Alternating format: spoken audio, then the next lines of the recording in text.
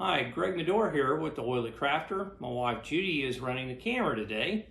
So our project for today is trying to prepare for the upcoming craft shows. In the past, we've used this wire mesh grid that a number of people have. We have 3 sections of it. We tried to figure out a way to best hook it together, provide stability, to hang big signs or other articles that we have for sale. Problem we found is that grid can be very unstable. Somebody bumps into it, your product's hanging on there, product could fall off, damage it, etc. So we came up with another method that we're going to try. What we're going to do is we're going to use some of these conduit clamps here. And we're going to use these conduit clamps. We're going to affix them to the table. And then we're going to take this PVC frame that we have, and this conduit clamp will go around that PVC.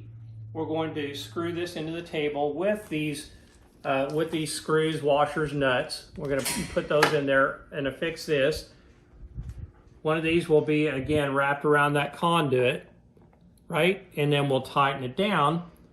And what that will do, and then we'll take this white wire grid here, and we'll move that white wire grid, we'll move it up here like this to attach it to the frame. And we'll use these Velcro straps to help attach this grid, this wire mesh grid, to this PVC frame. Now what this will do is it'll help provide a lot of stability, give us more room to display product at these shows, etc. And we won't have to worry about if somebody were to bump this frame, all of our product goes crashing to the floor and breaks and is damaged. So what we've decided to do is, based upon where we place these legs, is we had to match it up to these grooves on the back side of the table, right? So we did that at each end and established where the legs are the best vertical as possible. And then we take this clamp here and we want to center it basically in that groove there, and both horizontally and vertically, and then marked it with a Sharpie. So the next step is going to be to take a 1/4 inch drill bit. That's based on the size of the screws that we're going to use. We're going to drill in here on each side, and then we'll be able to mount these clips on there and then attach them to the legs. All right, so we've got the hole drilled in the table, made sure the bolt fit through it. So what I've got here is, this is a 1/4 inch diameter bolt, 20 threads per inch.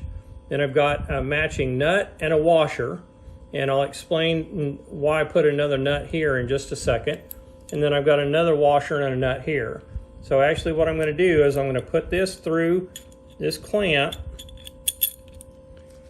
and then I'm going to put this washer, extend this through the hole here. I'm going to put the washer on there, and then I'm going to put the nut on there, and then I'm going to tighten this down.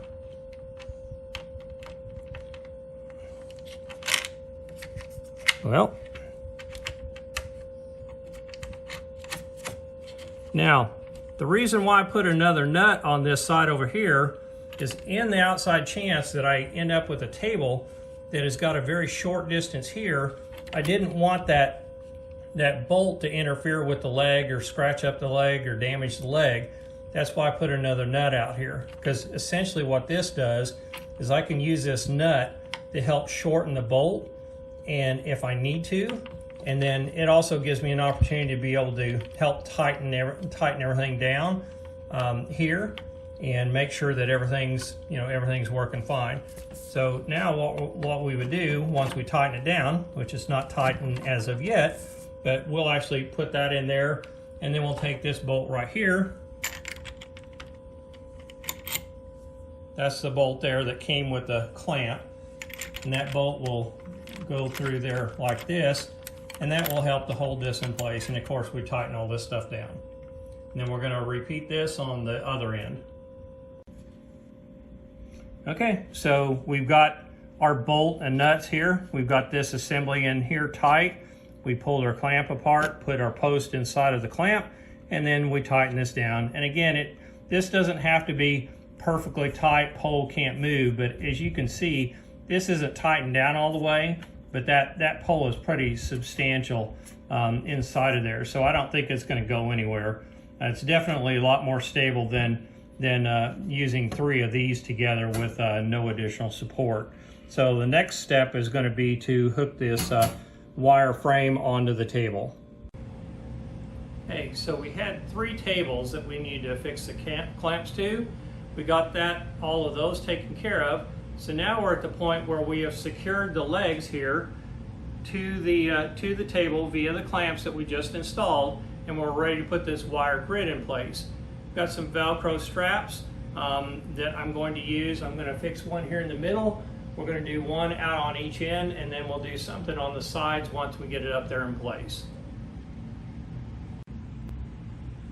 All right, as you can see, we now have our wire grid in place, and it's solid. It's not going to go anywhere. Because of the length of the Velcro straps, we had to use 2 at 3 different points along the top, and then we've got a single one on each side to secure it. Again, the legs are secured to the table. So these are pool noodles that we've cut and put on the end, and that would kind of help protect somebody from running into the wire grid, possibly injuring themselves. But at this point, we're ready to use some S-hooks, and we can start hanging product here on this grid to display at our booth. So we would like to thank you for watching our channel today. If you enjoy the content, or if you've got any questions, please feel free to leave the comments or questions in the below, and like and subscribe to our channel. Again, we thank you for watching today, and this is Greg Medore and Judy Medore behind the camera. We are with the Oily Crafter, and so we'll say everyone have a good day today.